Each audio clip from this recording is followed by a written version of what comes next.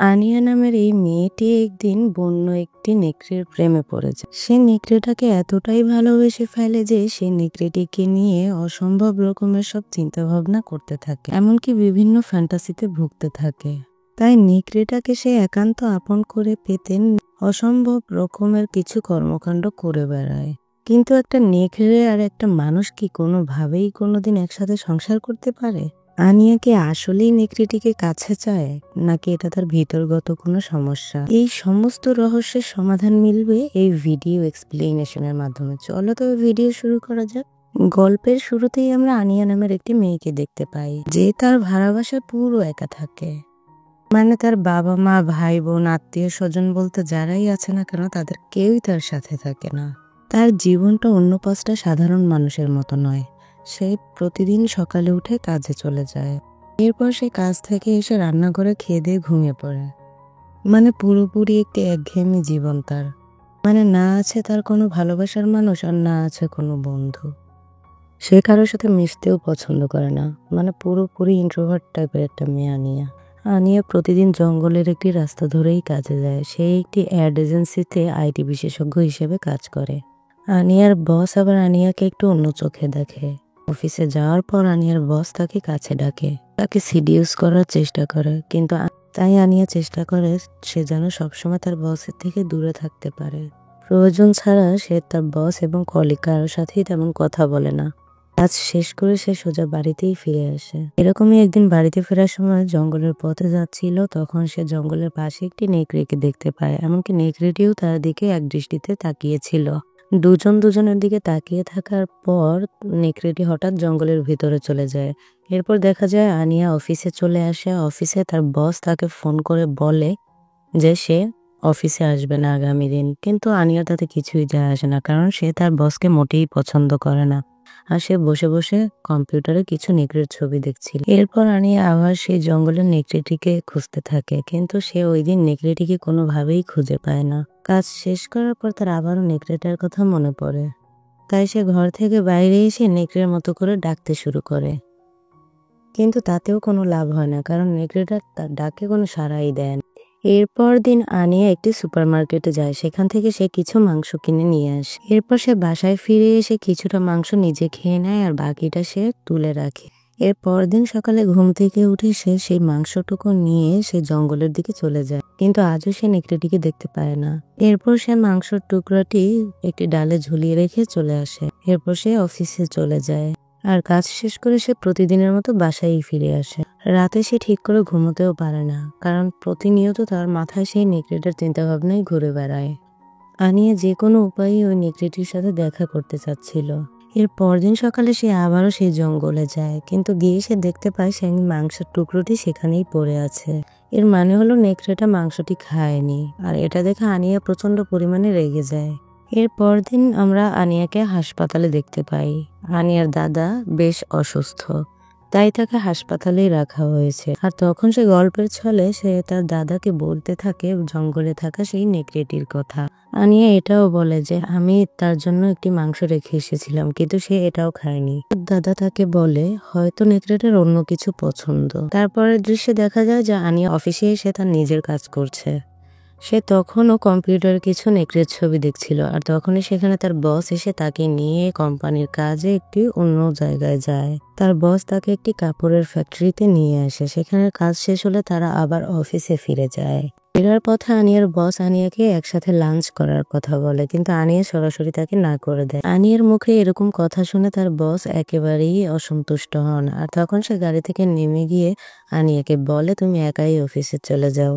এরপর আনিয়া একা একাই গাড়ি নিয়ে অফিসের উদ্দেশ্যে রওনা দেয়। তারপর দেখা যায় আনিয়া দুটো খরগোশ নিয়ে জঙ্গলে এসে খরগোশ দুটোকে জঙ্গলে ছেড়ে দেয়, যাতে নেকড়েটা খরগোশ দুটোকে খেতে পারে। এরপর বাড়িতে ফিরে এসে রাতে সে একটি বই দেখতে পায়। এই বইটি মূলত তার দাদার। সেখানে নেকড়েদের কিভাবে ধরা হয় সে বিষয়ে বিস্তারিত লেখা ছিল। এর মধ্যে উল্লেখযোগ্য একটি উপায় ছিল, কেউ যদি একটি নেকড়ে ধরতে চায় তাহলে তার কাপড় ব্যবহার করতে হবে। মানে এক পাশ দিয়ে কাপড়ের টুকরো দিয়ে পুরো এরিয়াটা ঘেরাও করতে হবে, যেন নেকড়েটার ওই এরিয়া থেকে বেরোতে না পারে। এরপর আনিয়া মনে মনে ঠিক করে ফেলে যে সে এভাবেই নেকড়েটিকে ধরবে।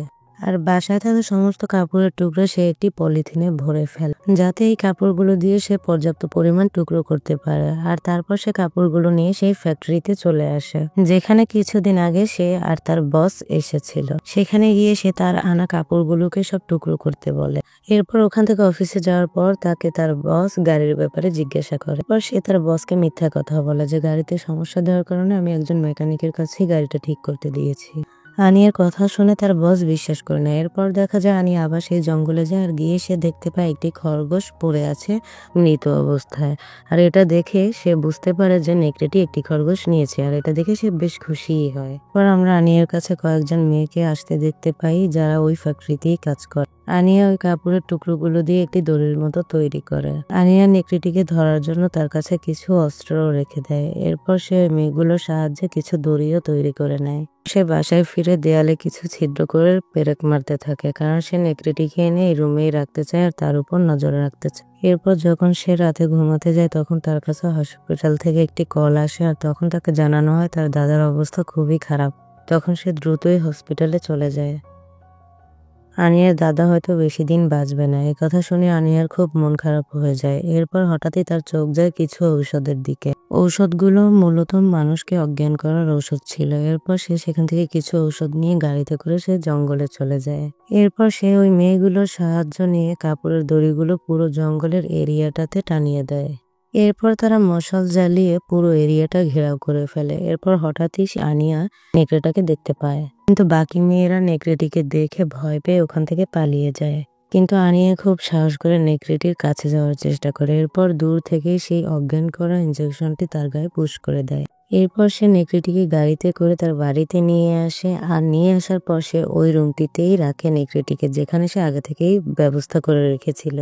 ওই দিন এত পরিশ্রম করার ফলে আনিয়া খুব ক্লান্ত হয়ে যায়, তাই সে সমস্ত কাজ শেষ করে ঘুমিয়ে পড়ে। পরদিন সকালবেলা সে নেকড়েটির জন্য খাবার তৈরি করে। এরপর সে খাবারের প্লেট নিয়ে নেকড়েটির রুমে যায়, আর নেকড়েটি যেন তাকে আক্রমণ করতে না পারে তাই সে একটি হেলমেট দিয়ে তার মুখ কভার করে নেয়। কিন্তু নেকড়েটি যখন আনিয়াকে হেলমেট পরা অবস্থায় দেখতে পায় তখন নেকড়েটি আনিয়া থেকে খুব দূরে দূরে থাকে। এরপর হেলমেট খুলে আনিয়া খাবারগুলো দেওয়ার চেষ্টা করে, কিন্তু খাবার না খেয়ে নেকড়েটি ওখান থেকে পালানোর চেষ্টা করে। কিন্তু আনিয়া নেকড়েটিকে ধরে ফেলে, আর ঠিক সময় বাইরে এসে সে দরজাটি লাগিয়ে দেয়। এসব করতে গিয়ে আনিয়ার কপালে বেশ ভালোই একটা চোট লাগে। এরপর সে ক্ষতস্থানে নিজেই ওষুধ লাগায়, আর সেই চাবি লকেট হিসেবে গলায় পড়ে থাকে। এরপর সে দরজায় করে রাখা সেই ছিদ্র থেকে আবারও সেই নেকড়েটিকে দেখতে থাকে। তারপর সে আবার ঘুমিয়ে পড়ে। কিছুদিন এভাবে নজরে রাখার পর সে নেকড়েটির সাথে কথা বলার চেষ্টা করে। আনিয়া ওই নেকড়েটির প্রতি অ্যাট্রাক্টেড হয়ে গিয়েছিল, মানে সে নেকড়েটার উপর অন্যরকম একটা ফিল করত। এরপর সে ঘুমানোর মধ্যে হঠাৎ স্বপ্ন দেখতে থাকে যে শারীরিকভাবে আনন্দ দিচ্ছে তাকে ওই নেকড়েটি। পর তার ঘুম ভেঙে গেলে সে বুঝতে পারে যে এটা আসলে একটি স্বপ্ন ছিল।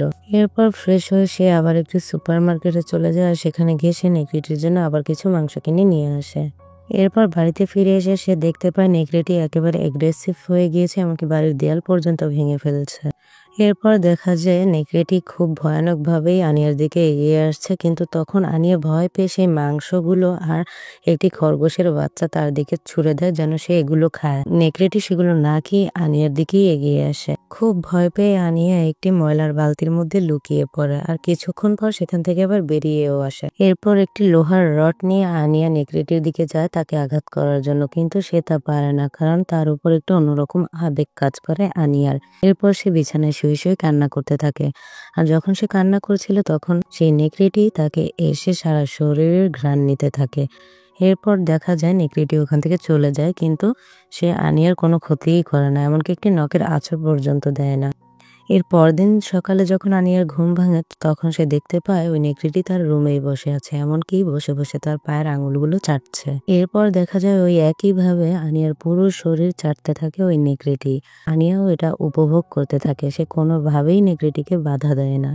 আস্তে আস্তে নেকড়েটির প্রেমে পড়ে যায় আনিয়া, আর প্রতিদিন তারা খুব ভালোভাবেই সময় কাটাতে থাকে, এমনকি মজার মজার সকল রকমের রান্না করেও খাবার তাকে খাওয়ায়, কারণ সে নেকড়েটাকে খুবই ভালোবাসে। একদিন সে নেকড়েটিকে বলে, আমার কিছু কাজ আছে, তুমি বাসা থাকো, আমি বাসা থেকে গিয়ে একটু কাজটা সেরে আসি। এরপর দেখা যায় অফিসে মিটিং এ বসে আছে আনিয়া। মিটিং শেষ হয়ে যাওয়ার পর দেখা যায় বিভিন্ন কারণে আনিয়ার সাথে তার বসের ঝগড়া লেগে যায়। কারণ আনিয়া বেশ কিছুদিন যাবৎ অফিসে আসছে না, আর এইসব তর্ক বিতর্ক নিয়েই তাদের ঝগড়া লেগে যায়। আর তখন আনিয়া বলে ফেলে যে আমি তো আপনার চাকরিই আর করব না। আর এইসব কথা শুনে তার বস আরো আপসেট হয়ে পড়ে। আনিয়ার মতন একজন ওয়ার্কার যদি কাজ ছেড়ে দেয় তাহলে তাদের অফিসের খুবই লোকসান হয়ে যাবে, তাই সে কোনোভাবেই চাচ্ছে না আনিয়া এখান থেকে চলে যাক। এরপর বাসায় ফিরে আনিয়া সমস্ত রুম পরিষ্কার করতে থাকে, কারণ নেকড়েটি থাকার কারণে পুরো ঘর খুবই নোংরা হয়ে আছে। এরপর হাসপাতাল থেকে তার কাছে আরেকটি কল আসে, সেখানে তাকে জানানো হয় যে তার দাদা কোমায় চলে গিয়েছে। এরকম একটা শকিং নিউজ শুনেও আনিয়ার কোনো রিয়াকশনই কাজ করছিল না। পরদিন সে অফিসে যায়, এমনকি গিয়েই সে তার রেজিগনেশন লেটারটি লিখতে থাকে। লেটার লেখার পরে সে লেটারটা দিতে তার বসের রুমে যায়, কিন্তু সেখানে তার বস ছিল না, ছিল দুজন ক্লিনার। তারা আনিয়ার সাথে ফ্লার্ট করার চেষ্টা করে। তারা আনিয়াকে বলতে থাকে আপনি তো দেখতে খুবই সুন্দর, খুব কিউট। এসব কথা বলতে বলতে তারা আনিয়ার কাছে চলে আসে। তখনই সেখানে বস চলে আসে, আর বসকে দেখে ওই লোক দুজন তাড়াতাড়ি সেখান থেকে সরে যায়। আনিয়াকে দেখে তার বস জিজ্ঞাসা করে তুমি ওদের সাথে কি করছিলে? উত্তরে আনিয়া বলে এর উত্তর তো আমি আপনাকে দিতে বাধ্য নেই। এরপর সে রেজিগনেশন লেটারটি দেখায়, আর তখন তার বস তাকে জিজ্ঞেস করে তুমি এমন কেন করছো? তারপর তার বস তাকে বলতে থাকে তুমি জানো তুমি কত সুন্দর একটি মেয়ে। এসব কথা বলতে বলতে আনিয়ার তার বস খুব কাছাকাছি চলে আসে, কিন্তু আনিয়ার তো তার বসকে ভালোই লাগছে না। আনিয়া এরপর সেখান থেকে বেরিয়ে চলে আসে, আর বাড়িতে এসে সে দেখে খরগোশের বাচ্চাটি পড়ে আছে। এর মধ্যেই দেখা যায় নেকড়েটি আনিয়ার কাছে আসে, আর তখনই বাড়ির বাড়িওয়ালা এসে দরজায় নক করে। এরপর বাড়িওয়ালা আনিয়াকে বলে আমি পুরো বাসাটা সার্চ করতে চাই, আমি আসলে দেখতে চাই এই বাসায় আসলে হচ্ছেটা কি। কারণ সে খুব বুঝতে পারছিল যে এই বাসায় কোনো গড়বড় রয়েছে। আনিয়া তো ভয় পেয়ে যায়, কারণ সে তো জানে তার সাথে নেকড়েটি আছে, তাই সে দরজাটি খুলতে চায় না। এরপর রাতে তারা দুজন ছাদে চলে আসে, আর রাতটা তারা ছাদেই কাটায়। একটু পরে দেখা যায় আনিয়ার বস তাকে খুঁজতে তার বাড়ি অব্দি চলে এসেছে। আনিয়াকে খুঁজতে তার বাড়ি অব্দি চলে এসেছে, কিন্তু বাসায় এসে সে আনিয়াকে কোথাও খুঁজে পায় না। পুরো বাসাটা সে এলোমেলো অবস্থায় দেখতে পায়। আনিয়াকে না পেয়ে সে যখন চলে যাচ্ছিল তখন তার হঠাৎই ছাদের উপরে চোখ যায়, তখন সে দৌড়ে ছাদে চলে যায়। আনিয়ার বস তখন দেখতে পায় আনিয়ার সেই নেকড়েটি ছাদেই রয়েছে, আর তখন তার বস তাকে বলে তুমি এভাবে কাজ ছেড়ে দিতে পারো না, তোমারও যেমন এই কাজটির প্রয়োজন রয়েছে ঠিক তেমনই এই অফিসেরও তোমাকে প্রয়োজন রয়েছে। আর এমন সময় হঠাৎ করে নেকড়েটি উঠে যায় আনিয়ার হাত থেকে, আর সে দৌড়ে বসের কাছে যায়। নেকড়েটি তার কাছে গিয়ে তাকে আক্রমণ করে বসে, কারণ নেকড়েটি বুঝতে পারছিল আনিয়ার বস আনিয়াকে ডিস্টার্ব করছে। নেকড়েটি কোনোভাবেই চায় না যে আনিয়াকে কেউ ডিস্টার্ব করুক। আর তারপর দেখা যায় আনিয়া তার বসের নাম্বার থেকে একটি অ্যাম্বুলেন্সকে কল দেয়। এরপর সেখান থেকে সে নেকড়েটিকে নিয়ে পালিয়ে যায়। এরপর সেখানে একটি অ্যাম্বুলেন্স চলে আসে। আনিয়া আর ওই নেকড়েটি গভীর জঙ্গলের ভেতরে চলে যায়, আর নেকড়েটি তাকে কোথাও একটা নিয়ে যাচ্ছে, কিন্তু আনিয়া কোনো বাধা না দিয়ে তার সঙ্গেই যাচ্ছে। পরদিন সকালে দেখা যায় নেকড়ে আর আনিয়া এমন একটা জায়গায় গিয়েছে যেখানে তারা দুজন ছাড়া আর কেউই ছিল না। সেখানে পৌঁছে আনিয়া সেই নেকড়েটির গলা থেকে রশিটি খুলে দেয়। এরপর তারা নির্দ্বিধায় সেই স্থানটাতে ঘুরতে থাকে। আশ্চর্যের বিষয় হলো সেখানে সে নেকড়েটির মতোই চলাফেরা করতে থাকে। নেকড়েটির মতো মাথা নিচু করেই আনিয়া পানি পান করছে, এমনকি নেকড়েটি তার জন্য খাবার শিকার করে আনলে সেই খাবার তারা দুজন ভাগাভাগি করে খাচ্ছে। আনিয়া পুরোপুরি নেকড়েদের মতোই জীবন কাটাতে শুরু করে। এ থেকে বোঝা যায় তারা দুজনই দুজনকে ভালোবেসে ফেলেছে। আনিয়া এখন নেকড়েটিকে যা করতে বলে নেকড়েটিও তাই করে। তারা দুজন আলাদা জগতের দুটি প্রাণী হয়েও তাদের ভালোবাসায় কোনো কমতি নেই। এর পরের রাতে তারা ঘুমিয়ে পড়ে, আর পরদিন সকালে যখন ঘুম থেকে ওঠে আনিয়া, তখন তার মুখে একটা হাস্যোজ্জ্বল চেহারা দেখা যায়, কারণ তাকে দেখে বোঝাই যাচ্ছিল সে এখানে নেকড়েটার সাথে হ্যাপি আছে। আসলে আনিয়া তো ছোটবেলা থেকে একা একাই বড় হয়েছে, তার কোনো বন্ধু বান্ধব আত্মীয় স্বজন কেউই ছিল না, তাই সে এখানে নেকড়েটিকে তার একজন সঙ্গী হিসেবে পেয়েছে। এভাবেই তাদের দিন কাটতে থাকে। তাদের এই হ্যাপিনেসের মাধ্যমেই মুভিটি এখানে শেষ হয়ে যায়। ভিডিও ভালো লাগলে অবশ্যই সাবস্ক্রাইব করে আপনাদের বন্ধুদের সাথেও ভিডিওটি শেয়ার করবেন। ধন্যবাদ।